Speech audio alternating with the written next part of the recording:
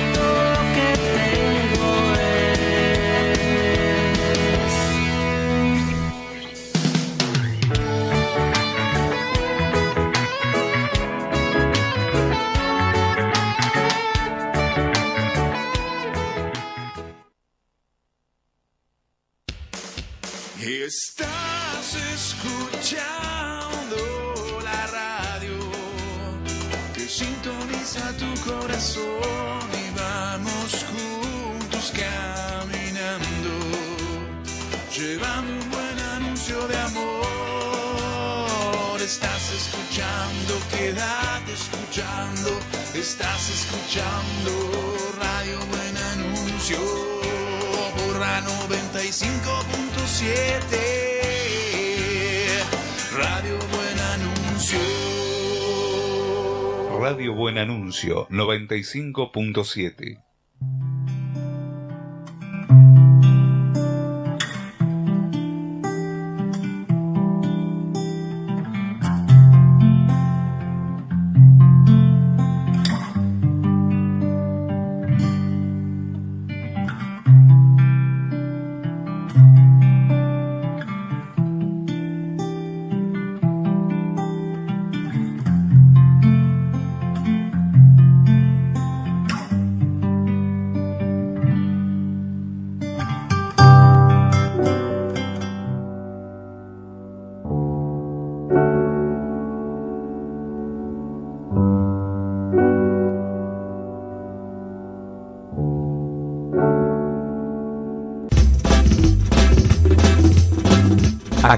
Acompañamos tu vida. Caminamos juntos. RBA 957 para vivir mejor.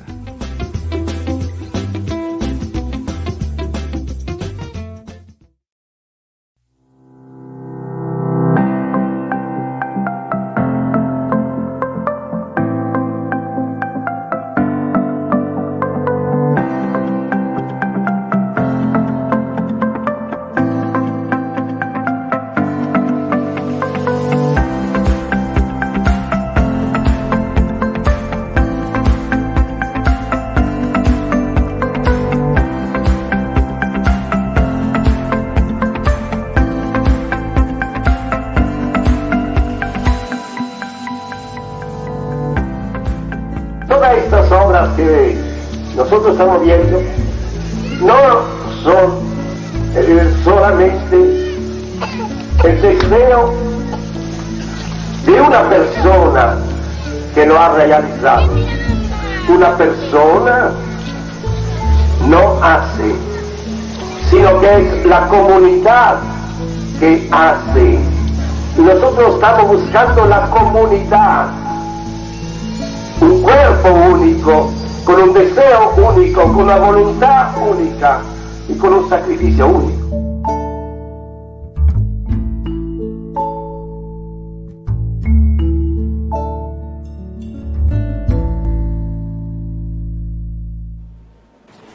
Buenas noches, gracias por acompañarnos. Otra reunión, otra posibilidad de encuentro en esta noche de miércoles a las 9:30 de la noche, junto al padre Rubén Melchiori, quien me acompaña. Muy buenas noches. Y para hablar de un tema que en particular realmente es grande, enorme por su trayectoria, por los años que se fue aquilatando, forjando a través de lo que fue la obra, o lo que es la obra del padre Mario Pantaleo, pero después una gran continuadora y una obra que sigue en marcha.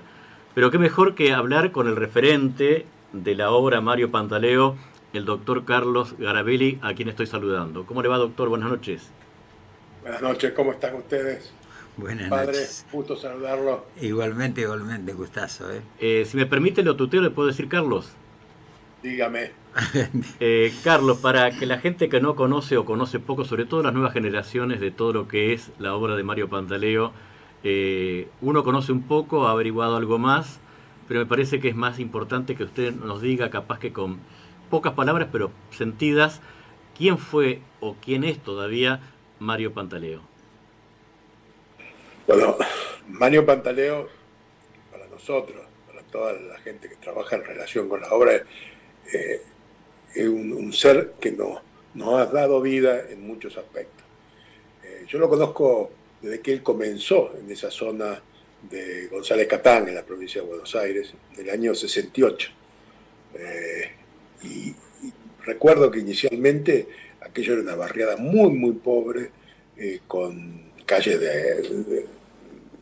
todas de barro, y que me llegó un día, me pidió que lo llevara, porque estaba muy cansado. Y en el trayecto paramos en una panadería que le donó unas facturas, las facturas que ya no se usaban ese día, y él las llevó todo a un grupo de ancianos que lo estaban esperando, habían hecho mate cocido y lo estaban esperando a él. Esa era la primera acción social, digamos, de la obra. Y el padre me decía, ahí va a ir la iglesia, allá va la escuela, más allá la zona de discapacitados. Y yo lo miraba como negando todo, no puede ser. Este hombre está pensando mucho, pero hace imposible que se haga todo eso. No solamente fue imposible, sino que en un momento ya se había cumplimentado todo. El padre era un hacedor de cosas. Ya estaba la escuela, ya estaba la capilla desde el primer momento. Y yo, con la manera de razonar que uno puede tener en el mundo actual, decía, bueno, sí, padre, está todo bien, pero esto, ¿cómo se va a llenar después? Y recuerdo que me dijo, bueno, después te van a faltar lugares. Y es exactamente lo que está pasando ahora. La obra ha crecido en la cantidad de gente que la visita, que hace uso de todos sus servicios, que ojalá tuviéramos más, porque hacemos lo imposible por dar respuesta a la mayor cantidad de gente posible, pero cada vez son más las necesidades, ni que hablar este año de pandemia, con todo lo que ello acarrea. La obra se fue concretando tal cual él lo había dicho. Ahora, ¿qué edad tenías vos ahí en ese momento? Porque también la edad marca mucho, ¿no? En ese momento yo había ido a visitar a mi padre a Buenos Aires porque al principio del 69 me tocaba hacer la colimba. O sea que tenía 20. Yo me acuerdo perfectamente de eso. Y desde ese momento lo fuimos acompañando. Mi madre se involucró muchísimo y fue llevando adelante su obra hasta el año 92 en que fallece. Hoy en día la obra tiene más tiempo sin el Padre Mario que con el Padre. Y nosotros decimos que hay un hecho que demuestra los poderes, la manera de imponerse del Padre Mario. Casi su primer y más importante milagro es que la obra subsista hoy en día.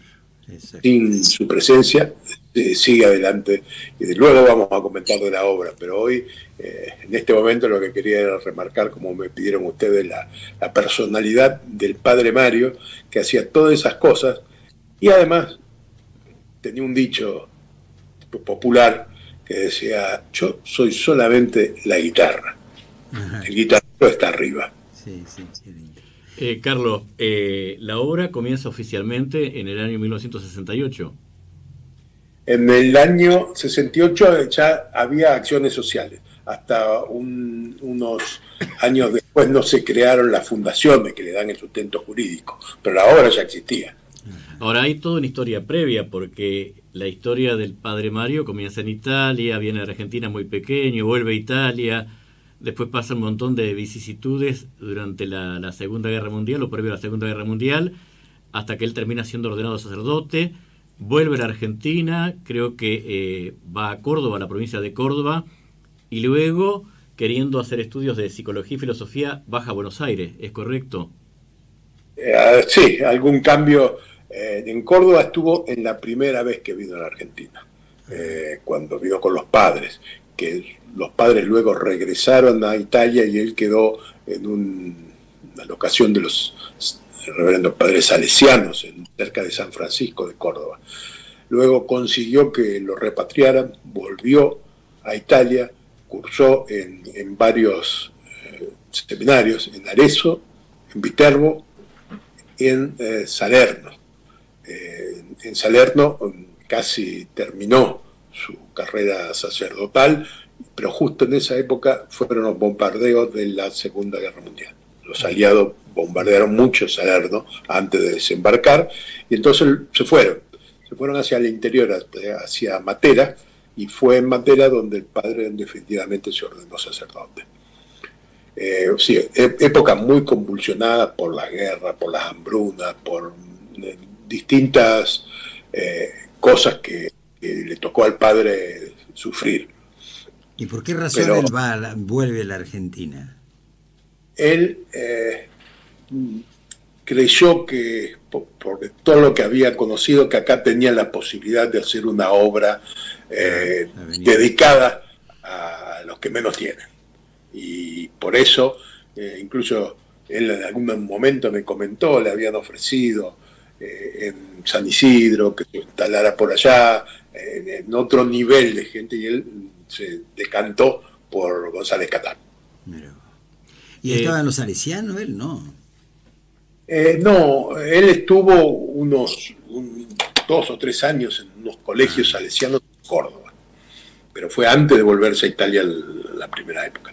Recuerdo que después, pasados muchos años, ya instalado, ya la obra en marcha, viajó una vez a Córdoba, lo acompañé yo, y fue a visitar a los padres salesianos de allá, y un sacerdote de mucha edad lo reconoció. Fue toda una emoción de ese reencuentro, ¿no? Aunque él durante mucho tiempo quedó incardinado en Italia, no le mandaban los papeles, ¿no? Exactamente. Había como un problema dentro de lo que la jerarquía eclesiástica. Él dependía del obispo, el cardenal Girolamo en Italia, y se negó por mucho tiempo a darle la incardinación, pero finalmente la consiguió y fue autorizado, incluido dentro del arzobispado argentino. Y en esta charla surge una pregunta inevitable que tiene que ver con sus capacidades de sanación como hombre y como sacerdote, porque tengo entendido que eso ya surgió cuando era muy joven o cuando era chico, ya algo se dio para que él supiera que tenía un don que no todas las personas lo tienen, con un don excepcional, ¿no? No cuando tan chico. Él fue capellán en distintos lugares, en Rufino, Casilda, localidad de la provincia de Santa Fe, hasta que llegó al hospital de Caridad, del actual Hospital Eva Perón de Rosario, y allí, que estaba como capellán, durante la tarde les leía a algunos de los internados, los acompañaba, sobre todo tenía un español todavía muy entrecortado, siempre lo tuvo, pero luego lo mejoró mucho. Entonces a algunos pacientes italianos él los acompañaba más. Y allí fue donde se dio cuenta que después de estar él en contacto con algunos pacientes, los pacientes se referían a sentirse mejor. Entonces allí comenzó a pensarse de que algo estaba sucediendo, de que él era la guitarra, pero que había un guitarrero que estaba haciendo sus cosas a través de él. Sí, en esos casos siempre el que más sufre es la guitarra, ¿no? Porque el que maneja hace lo que quiere con uno, ¿no? La que se gasta es la guitarra, ¿no?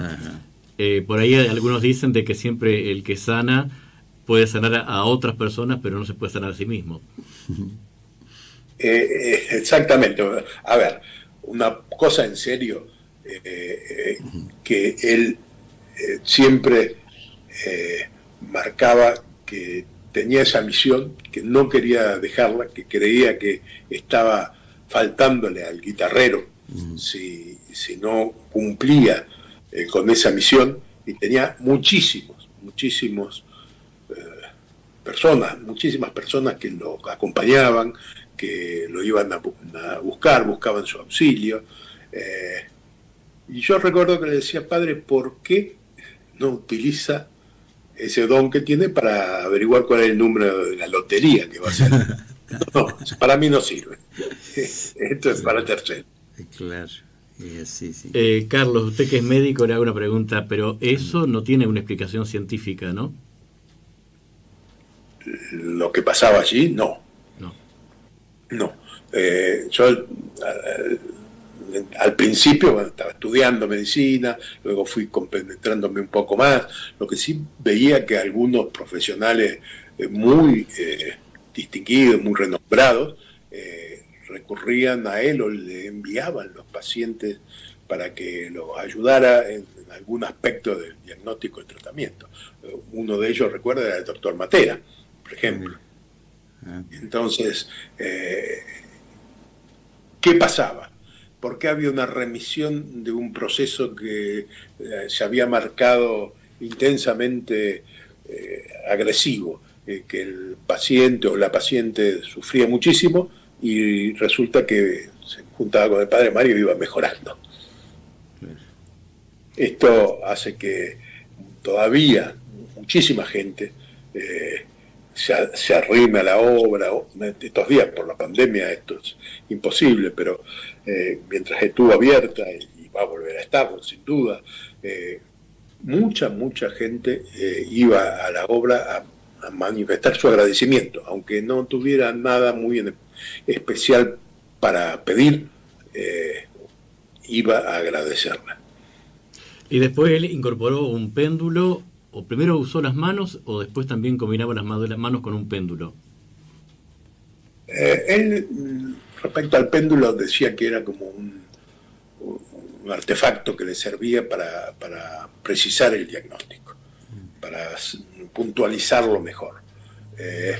Yo lo acompañé en una ocasión que viajamos a Alemania. Había una empresa muy importante, una ONG muy importante que donaba cosas para obras como la del padre Mario, y había un caso de un chico que había quedado paralítico por un accidente, que era el hijo de uno de los jefes de la Mercedes-Benz. Mercedes-Benz está en González Catán, en el kilómetro 40 y pico, cuando la obra está en el kilómetro 31. Entonces, lo ayudó a este chico, lo mejoró mucho, y el padre, muy agradecido, le programó una reunión con la cúpula de la Mercedes-Benz en Frankfurt, en Alemania. Y era impresionante como el padre pasaba el péndulo y le decía, esta foto tiene tal diagnóstico. Los tipos miraban a la parte de atrás y decían que sí o que no, yo esto no lo conozco, pero sí lo que quedó claro, que tenían como unas 10 fotos, y se lo pusieron en una cámara oscura, con una fibra de vidrio, que en esa época apenas si se conocía, y entonces el péndulo marcaba algo, y el padre decía, esta señora tiene un problema de hígado, y bueno, anotaban, foto número 1, problema de hígado, después la 2, la 3, la 4, después la pasaron en otro orden, y lo que querían los alemanes era ver si el péndulo hacía algún dibujo en especial. Se llaman todas las que son problemas de hígado, va un redondel. No, el péndulo en cada ocasión hacía un dibujo distinto, pero a él le transmitía, y le cambiaron muchas veces el orden de las fotos, y él siempre a la número 1 le decía que era un problema de hígado, a la número 2 tal problema. Siempre fue preciso en el diagnóstico, diésense en el orden que se la diesen, y hiciese el péndulo el dibujo que quisiera. Era lo que él percibía, no lo que el péndulo hacía. ¿Y vos ya eras médico? Ahí ya era médico. Mira. Ahí ya era médico y para colmo, sí, de terapia intensiva. Entonces, bueno, una cosa como esa a uno lo impresionaba más todavía, porque era contra lo racional, una cosa que era distinta, y digamos, hoy lo podemos decir con todas las letras, era una cuestión divina. Ahora, el hecho de estas sanaciones no le trajo problemas con algún tipo de persecución, de que médicos lo denunciaran o que dijeran que estaba haciendo ejercicio ilegal de la medicina. Sí, incluso estuve unas horas preso con mi padre.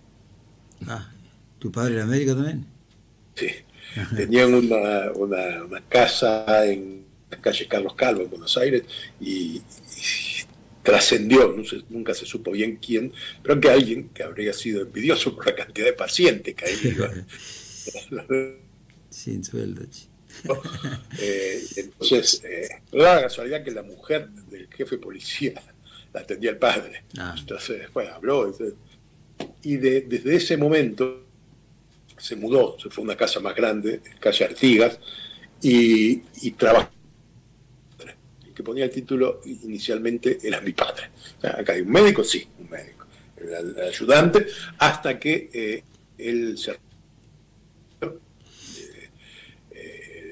en la universidad y pudo ejercerlo por su cuenta, digamos, sin peligro de que pasara lo que había pasado en ese momento. Ahora, ya después en González Catán no hubo más problemas, o prácticamente se atenuaron cuando ya se lo reconoció con ese don que tenía excepcional. No globalmente, empezó a reconocerse. Él cuando termina sus escuelas, mejor dicho, cuando las empieza, él hace una salvedad. Para ir a las escuelas de la obra no se necesita estudiar catecismo. Yo tengo el deseo de que todos mis alumnos, toda la comunidad, haga el catecismo en la edad que corresponda, pero una alfombra, algún lugar donde... Pero no lo hago obligatorio en la escuela. Eso sí trajo también algún problema, una visión clarísima de lo que estaba pasando en la sociedad en ese momento, que está pasando bien, y no hacía ningún rechazo a nadie. Fue una visión muy importante. Carlos, le quiero preguntar algo. ¿La capilla llegó a ser parroquia o era una capilla con un nombre muy particular que no conocía esa devoción Cristo Caminante? ¿Cómo es la historia? Bueno, parroquia ni lo es. La capilla, el padre había hecho que me puso como albacea voluntario, por ese motivo hoy estoy acá. Y él dijo que la iglesia tenía que destinarse al culto católico apostólico. Lógico. Pero ¿cómo así? Entonces interpretamos esa parte del texto y donamos la capilla de Cristo Caminante al momento de San Justo, luego se dividió, y eso es el obispado de la Ferrer, y de esa forma creíamos cumplir con su mandato. El nombre de Cristo Caminante, él lo tenía, siempre dijo que había que caminar entre la gente, que los hermanos era que seguir, e incluso posó una foto para el artista que hizo. ¿Se está escuchando? Se está cortando. Se corta un poquito. Un poquito con problemas de corte ahí, ¿no? Ajá. Bueno, él hizo como una pose de lo que tenía que ser la estatua, la hizo un señor Volker de Alemania, en madera la talló, y allí está el Cristo Caminante, una invocación que Juan Pablo II en su momento la oficializó, digamos. Se le hizo un pedido para que él fuera reconocida como la capilla de Cristo Caminante. Nunca fue parroquia. ¿Y ahora es capilla también? ¿Pertenece a una ahora parroquia? Es capilla también, ahora con el nuevo obispo de la Ferrer tenemos una relación muy buena, y ha puesto un sacerdote en forma permanente en la capilla. La capilla tenía de atrás todas unas instalaciones para que el sacerdote que estuviera a cargo pudiese residir allí. Entonces hoy el padre está viviendo en la obra y podemos darle la atención espiritual que nosotros lo llamamos los peregrinos, la gente que va a agradecer al Padre, va a pedirle al Padre, va a conocer la obra, necesita también un respaldo espiritual, y está en este momento bien consolidado a través de la capilla, del sacerdote que allí vive, si bien hoy con el tema de la pandemia eso se ha ralentizado un poco, ¿no? Con el transcurso de los años y ya fallecido el padre, se entiende, y en vida de su mamá, ella fue también impulsora de una causa de santidad. Sí, desde que falleció el padre, todos nosotros teníamos el convencimiento de que era un ser especial, que Dios lo había, puesto a su servicio, lo había tomado de guitarra, y que él así lo había interpretado y que así lo había cumplido. Esos para nosotros, para los que nos acompañan, los muchos que lo acompañan, él era un santo. Pero se inició la causa de canonización, y el año pasado la Congregación de la Causa de los Santos de Roma emitió una nota que hemos muchísimo, porque es donde lo nombran ya siervo de Dios, y solicitan al arzobispado de Buenos Aires que ponga en marcha. Ya es siervo de Dios, mira. Estamos con problemas de comunicación, parece. Hay un pequeños cortes. No sé si vos escuchas bien, ¿sí? Sí. Sí, yo escucho bien. No sé si ustedes me escuchan a mí. Está con medio cortadito. Si te parece, te propongo una pequeña pausa para organizarnos y continuamos. ¿Cómo no? ¿Cómo no? Hacemos la pausa. Gracias. Gracias.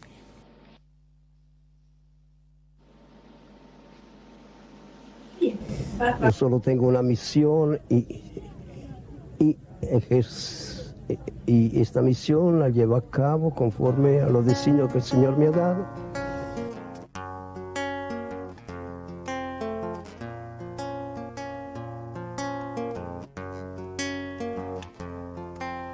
Un corazón del viejo mundo se lanzaba a buscar rumbo entre itinerarios de guerra mundial.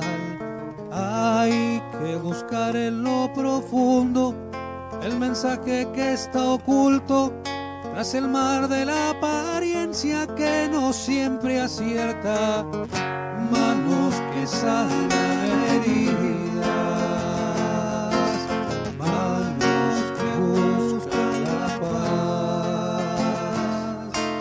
El rumbo ve su destino en un sitio fugitivo.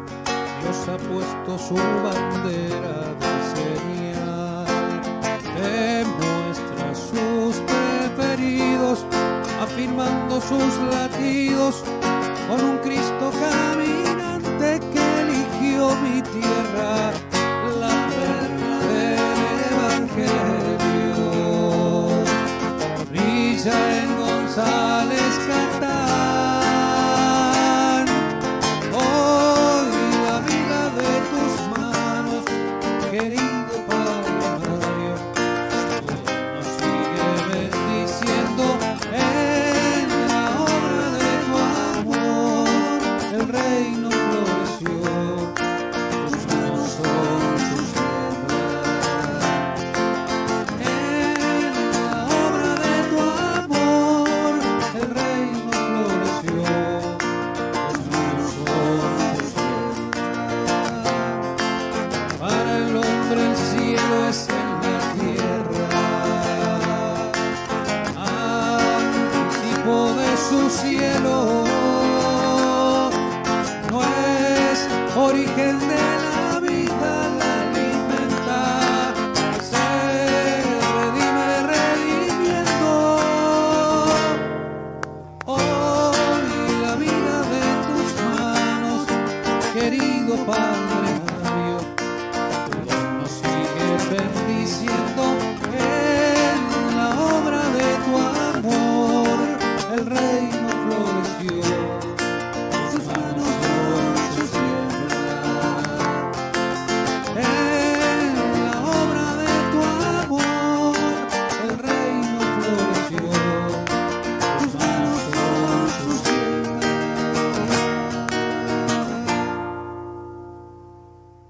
La persona es presencia y conciencia de sí. Presencia y conciencia de sí. Tanto es verdad que cuando el hombre, la persona, deja de vivir, no es más conciencia. No tiene más conciencia, sí tiene presencia.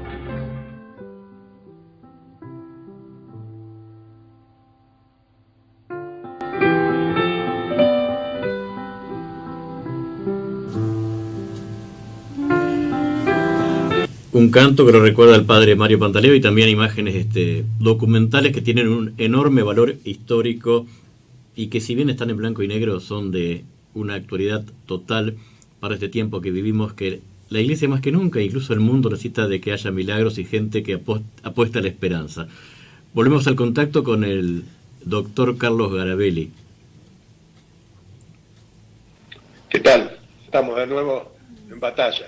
Estamos de nuevo en batalla y ahora nos toca hablar de algo importante, porque evidentemente que la providencia, nosotros aquí creemos en la providencia, actuó de tal manera que al padre Mario Pantaleo le puso a alguien al lado, bueno, usted la conoció mejor que yo y es su mamá, alguien que lo acompañó durante muchísimos años y que luego de una cura, creo que milagrosa, Perla, así es el apodo de su mamá, Araceli es el nombre, ella decidió seguirlo y bueno, la familia hubo que también incorporarla a la obra o al seguimiento del padre Pantaleo hasta su fallecimiento.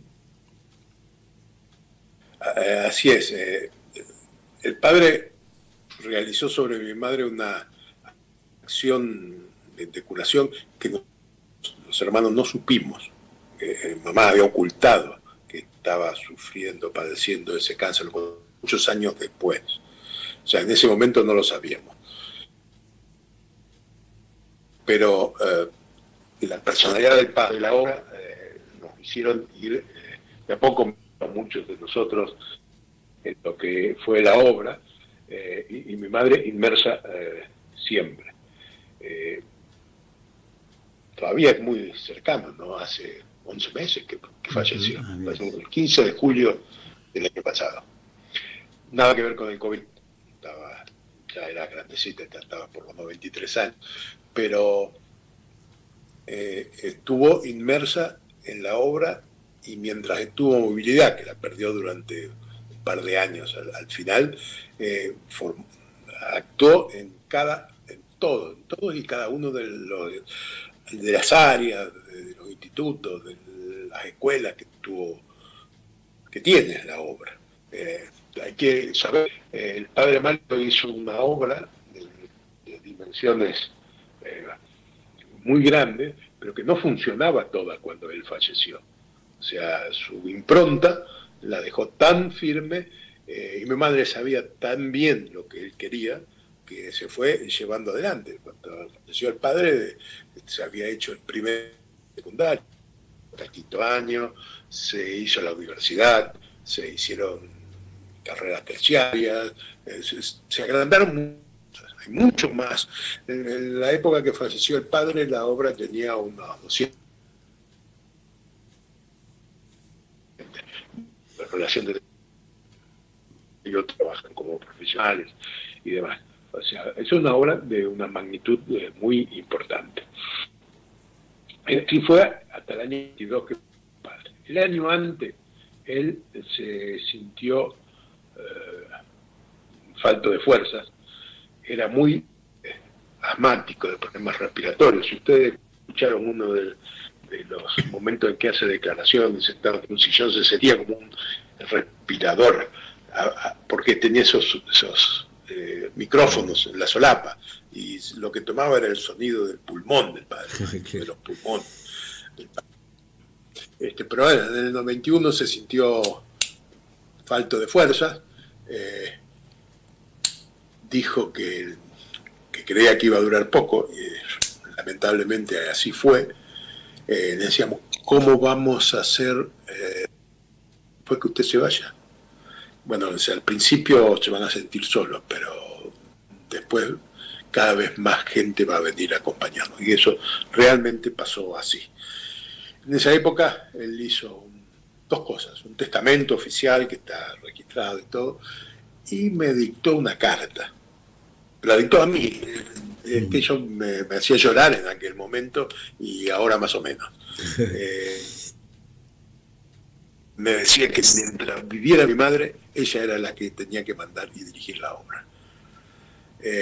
Y que después eso, él me encomendaba a mí de ir a una trayectoria para garantizar a futuro, cuando casi no hubiese nadie que había vivido en la época de él. Cuando ya, claro, la gente que lo conoció directamente cada vez es menos, pero cada vez aparece más gente que ya fallecido el padre Mario le pide que lo ayude en tal cosa, que lo cure de tal otra, y como se sienten respondidos, se arriman a la obra. Aquello fue como una visión de lo que iba a pasar, y con muchas peleas, muchas batallas a enfrentar, pero la obra sigue adelante. Carlos, le quiero hacer una pregunta, no sé si un poco personal, pero Perla Araceli lo acompaña al padre Mario Pantaleón desde el comienzo de la época fundacional de la obra, y eso significa, cuando ella toma la decisión de acompañarlo, detrás de ella estaba su familia, estaba su esposo, estaban ustedes los hijos. Realmente también hubo, no sé si un sacrificio, pero hubo una fidelidad de la familia de ustedes acompañándolo a ella en lo que estaba trabajando con el padre Mario.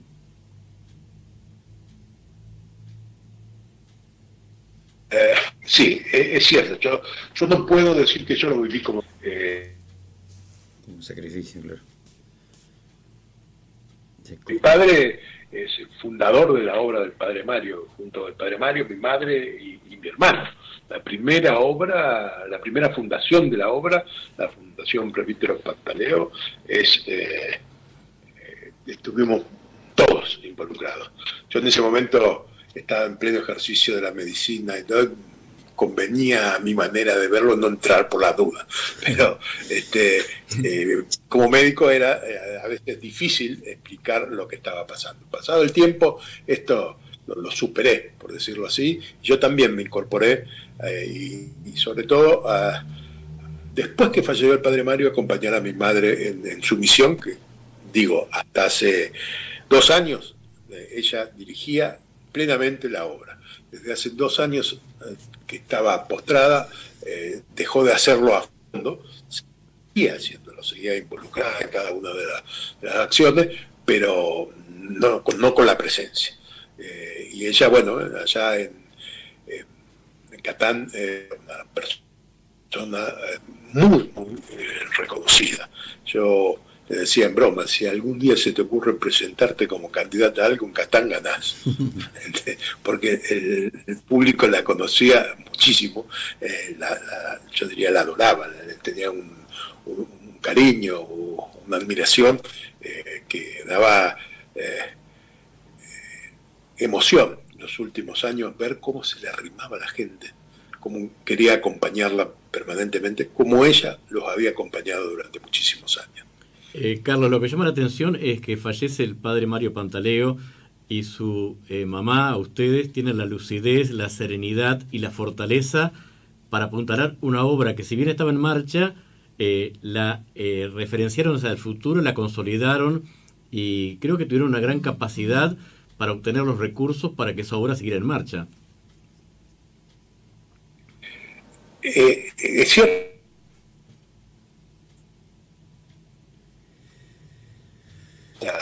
Muchos recursos, se necesita. Nosotros lo hacemos de corazón. Sentíamos que era una obra que se necesitaba, pero sin ninguna duda que el impulso venía.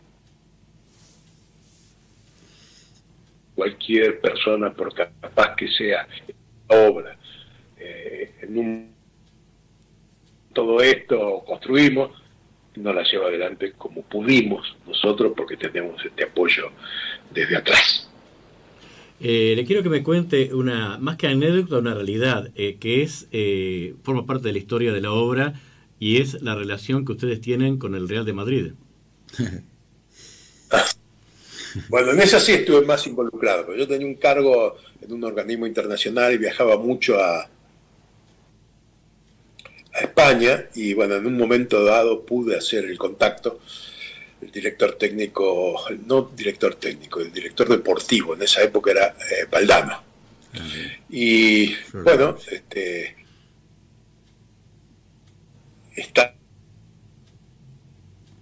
Alfredo Di Stéfano, que era, digamos, el Real Madrid le debía su prestigio, y le debe su prestigio a su grandeza a Alfredo Di Stéfano, que le hizo ganar 5 copas de la Champions, o casi seguidas, pero fue gracias a su figura al llegar a los momentos que esa institución que es actual. Bueno, con aquello estaba, en aquel momento ya era presidente, después dejó de serlo don Florentino Pérez. Yo tuve una entrevista con él y lo voy a apoyar.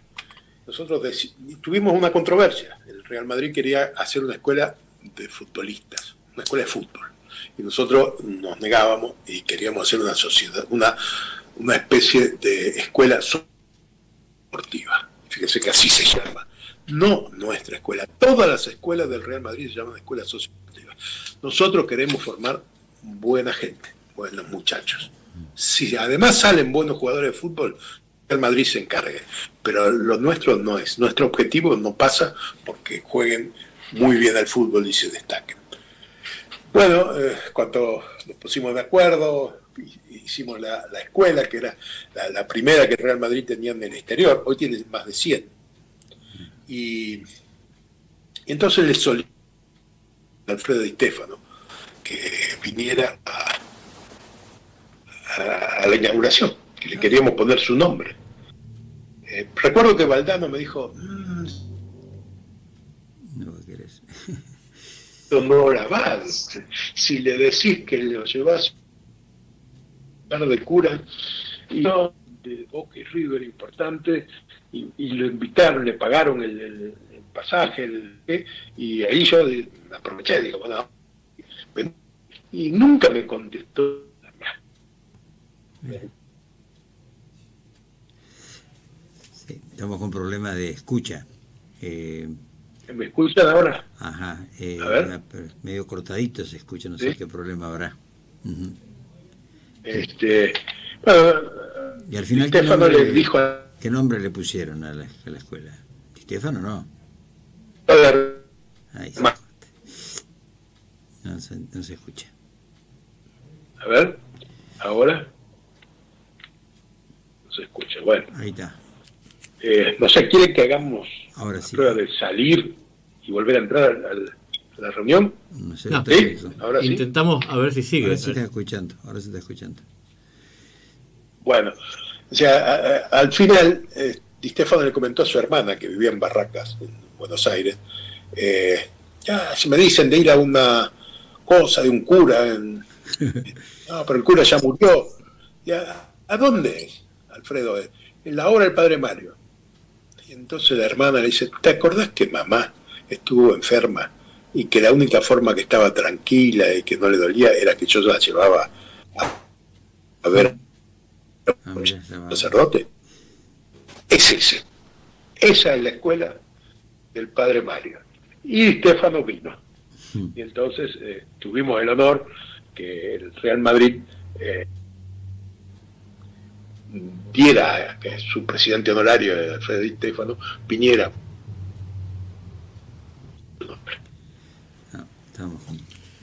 Tenemos dificultades de comunicación, se entrecorta, pero hacemos una pequeña pausa y te llamamos nuevamente. Si quieren que cortemos y volvemos a entrar. Hacemos así. Hacemos así. Perfecto. Gracias. Muy bien.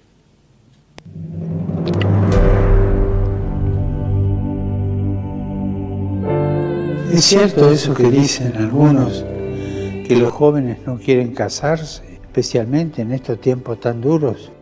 Casarse y compartir la vida es algo hermoso.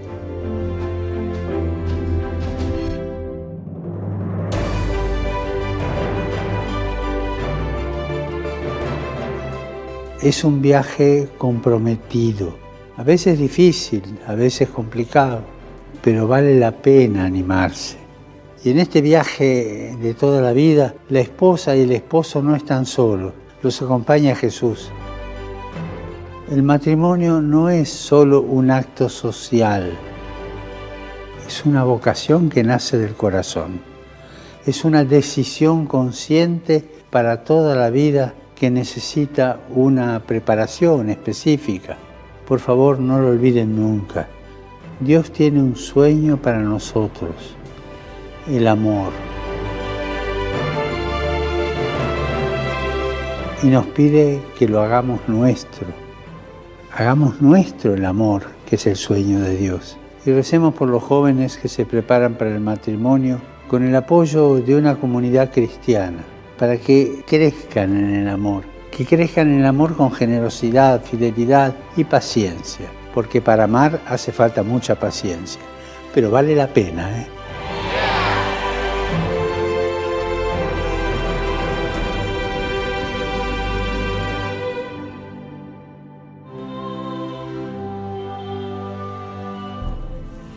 Continuamos con el desarrollo del programa, un poco accidentado. En este caso ahora estamos en línea por vía telefónica con el doctor Carlos Garabelli y continuamos una charla que quedó interrumpida por un problema de conectividad de Internet.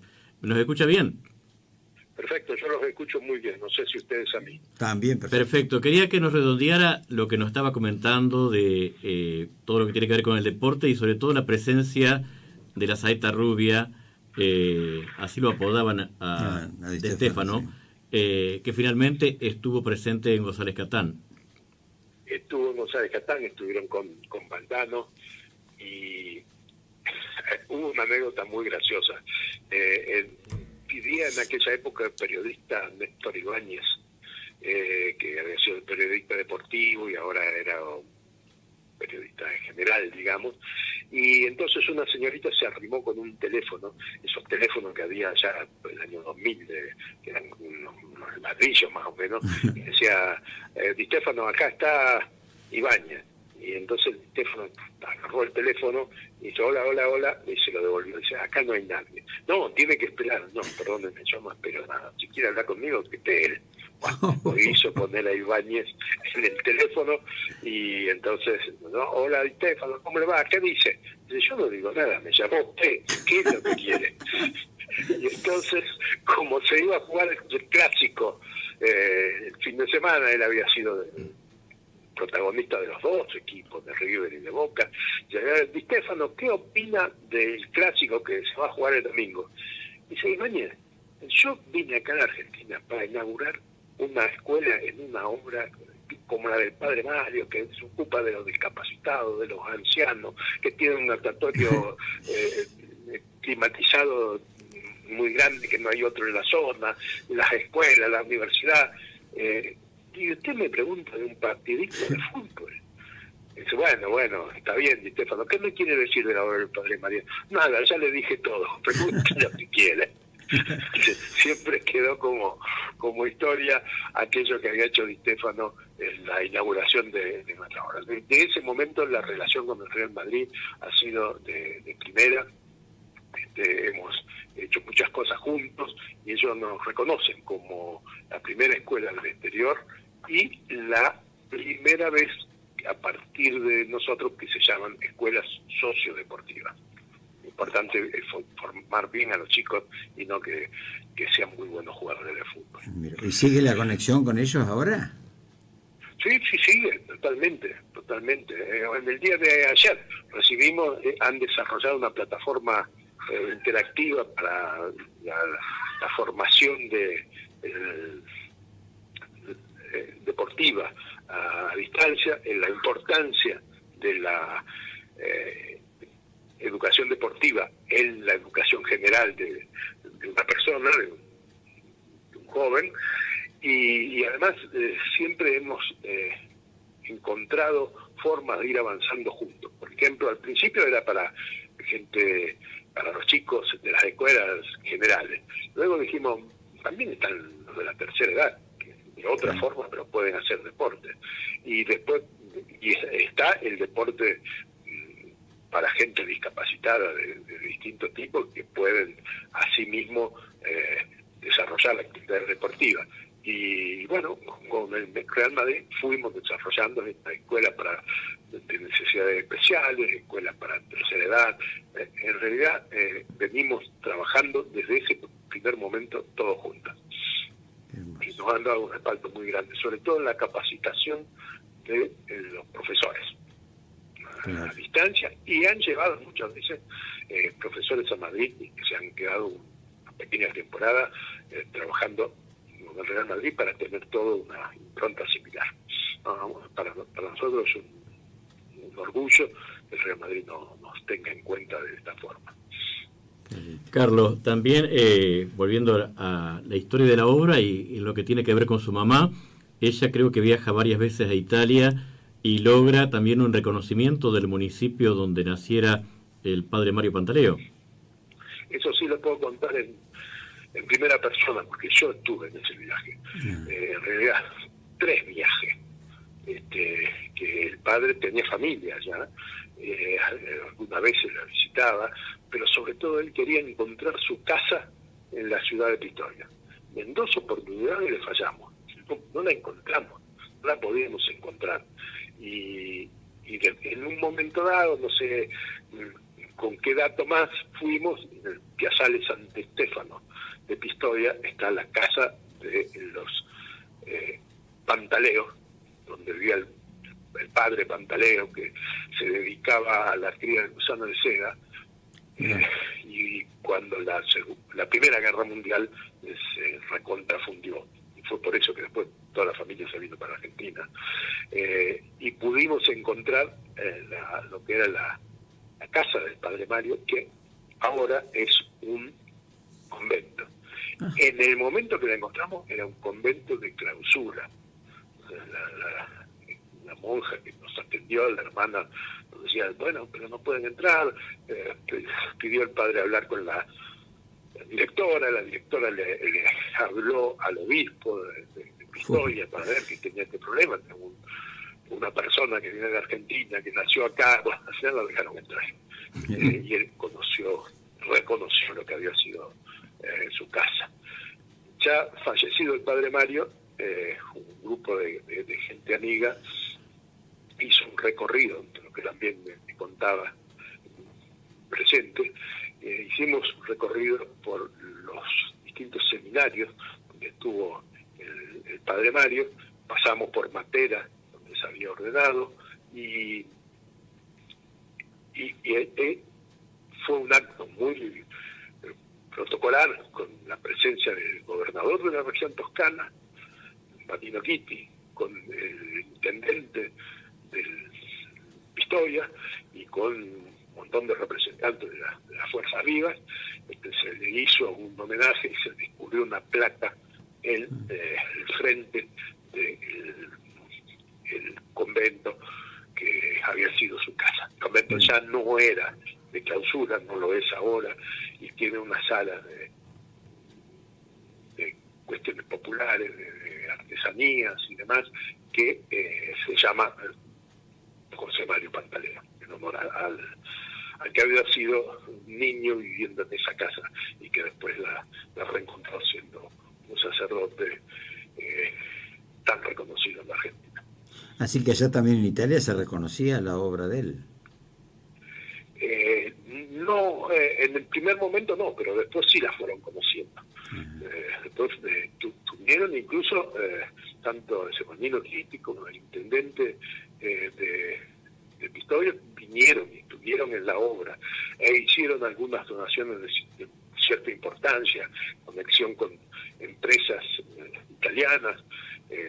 Nos sirvió de mucha ayuda en su momento, y sí la reconocían. Incluso se había hecho un grupo de argentinos que vivían en Pistoia que eran representantes y se encargaban de hacerle llegar las novedades a la autoridad.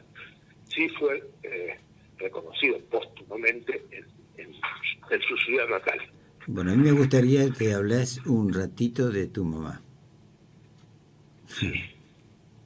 Que no solamente la obra, porque a veces se confunde la santidad con la obra misma, y en realidad la santidad es Dios que actúa y que la obra se va dando sola, ¿no? Porque Dios actúa. Así que hablame un poquito de la santidad de tu mamá. Yo no me animo hoy a hablar de la santidad del padre Mario, aunque no tengo ninguna duda de que así es, pero está en un proceso de beatificación. Menos voy a hablar de la santidad de mi madre. Sí de la vocación, de la dedicación, del empeño que puso en llevar adelante esa obra. El programa nuestro se llama Los Santos de la Puerta de al lado. Por eso, tomando la figura del Papa Francisco en el documento, que habla de resaltar la santidad sencilla, es decir, que no... a mí se murió mi madre hace 2 años, más o menos, 3, y también murió a los 95, y yo hablo de la santidad de mi mamá porque es una santa de la puerta de al lado, sin ninguna clase de duda. Así que no tengas miedo en hablar de santidad. Un dicho que creo que está vinculado originalmente con Einstein, que decía, nadie piensa que el que está en camiseta en la casa de al lado es un genio, un sabio. También están los santos. Sí. Yo sé que mi madre se dedicó de alma, de cuerpo y alma, a llevar adelante una obra que en sí misma es milagrosa. Yo se la achaco al padre Mario. Tuvo suerte el padre Mario que le acompañara a una mujer como fue mi madre, y nosotros tratamos de llevar adelante todo lo que se puede en este sentido, pero tuvo una dedicación exclusiva y lo ayudó mucho el padre Mario, porque el padre Mario era muy desorganizado, él quería hacer, pero de firmar contratos, de ver cómo cumplir las cosas necesarias para que una escuela avance, para que un centro de discapacidad avance. Él era desorganizado, eso lo confió en mi madre y ella puso muchísimo empeño y bueno, consiguió que la obra fuera para adelante. Yo a veces digo que los sacerdotes tienen 11 mandamientos en vez de 10. El 11 es no pagar impuestos. Entonces, el padre Mario, eso, que ponemos esto, tenemos los trabajadores, pero hay que hacer los aportes, hay que hacer las inscripciones que corresponden, todo que se han ido haciendo cada vez más pesadas, ¿no? Sí, sí. Pero, Carlos, para redondear, y perdón, en los pocos minutos que nos quedan, me gustaría a mí, creo que nos gustaría a todos que nos cuente el presente de la obra hoy y cómo vislumbrás el futuro pese a todos los inconvenientes que estamos viviendo a consecuencia de la pandemia. Sí, la pandemia es un hecho que afecta a todo el mundo y que esperemos que sea lo más efímero posible, aunque ya ha durado muchísimo más de lo que pensábamos en un primer momento. Y ha trastornado el funcionamiento de algunos aspectos de la obra. Pero se siguió, por ejemplo, con los chicos que concurren a los centros de discapacidad, se les siguió a distancia todo lo que se podía y se les enviaba la comida. Y a los adultos mayores se dan clases también a distancia para que hagan un poco de ejercicio físico, para que tengan en cuenta algunas cosas. Hay una especie de consultorio para que presenten sus dudas y se les envía la comida. Toda el área sanitaria, que atendía más de 50 o 60 mil consultas al año, se está reciclando y atiende mucho a distancia. Las escuelas sufrieron muchísimo, como en todo el país, pero nosotros tenemos en total, en todos los niveles, desde el jardín de infantes, primario, secundario, terciario, universitario, más de 3.500 alumnos. Entonces todo eso hubo que reciclarlo de alguna manera y tratar de continuar dentro de lo que se puede la situación en la que vivimos. Es muy difícil, como lo ha sido para todo el mundo. Y una cosa que sí afectó mucho el funcionamiento en sí de la obra fue la concurrencia de lo que nosotros decimos peregrinos, los miradores, los seguidores, los que van a pedir, los que van a ofrecer al Padre Mario, y que hubo que continuarlo. O sea, no había ninguna manera de que eso se pudiese mantener. Entonces, bueno, dentro de todo lo pudimos mantener la llamita funcionando como para subir el volumen en el momento en que las condiciones sanitarias lo permitan. Carlos, y en esta carrera de postas que es la vida, el Padre Mario primero, bueno, después lo acompañó, después siguió la obra tu mamá, y hoy la referencia es con vos. ¿Es una dura responsabilidad o la tenés bien asumida? Es dura.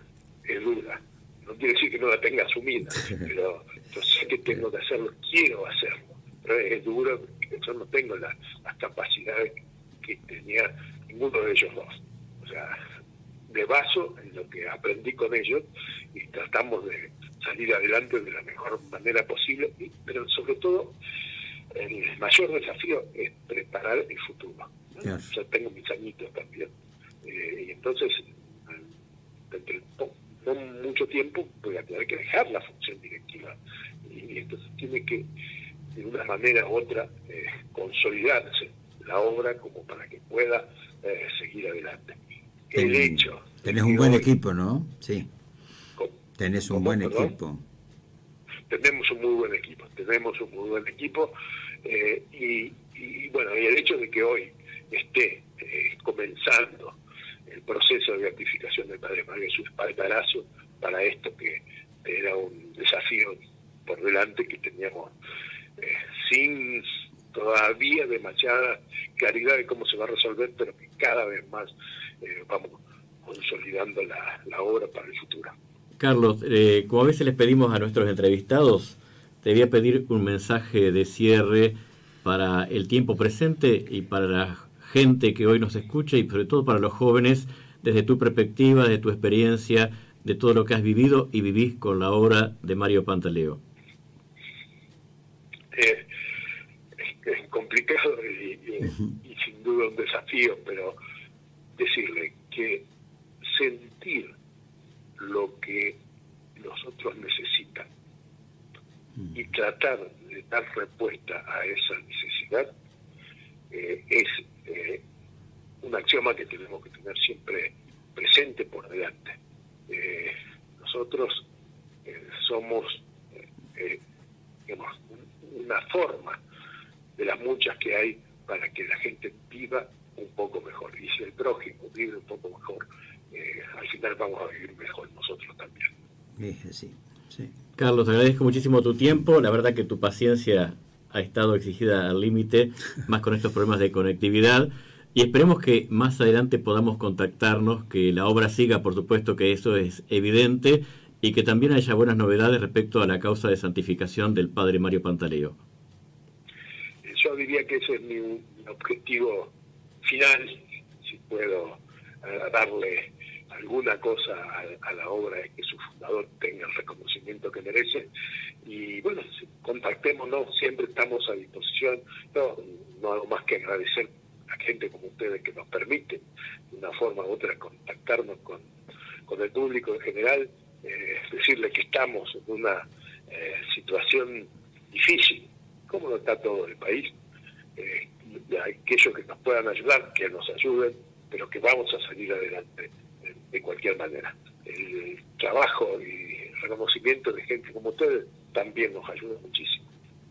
Muchas gracias, Carlos, buenas noches y hasta pronto. Chao, buenas noches. Muchas gracias, Carlos, que Dios te bendiga mucho.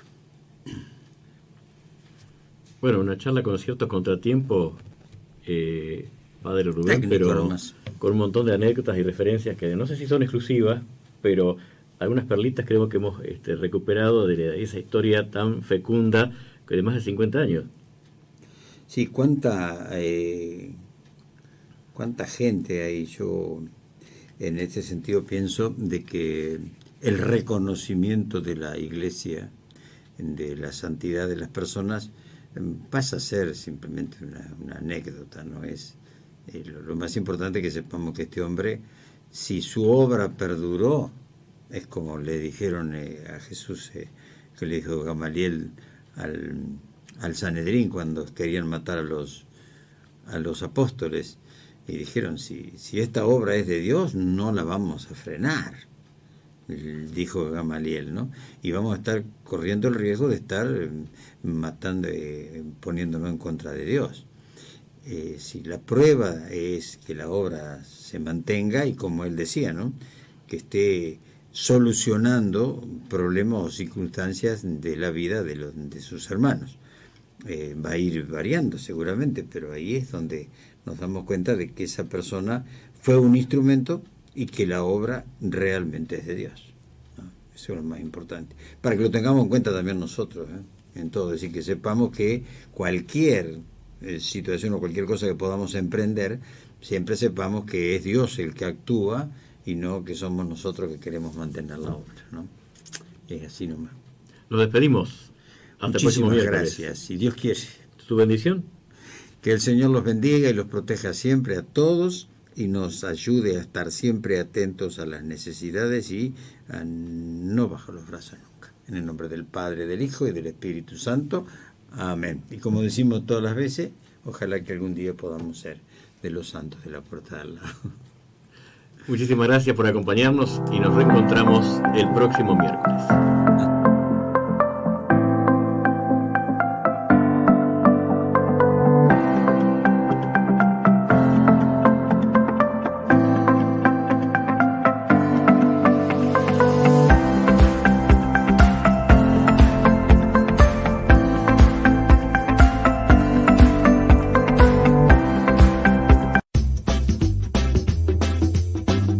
Acompañamos tu vida. Caminamos juntos. RBA 957 para vivir mejor.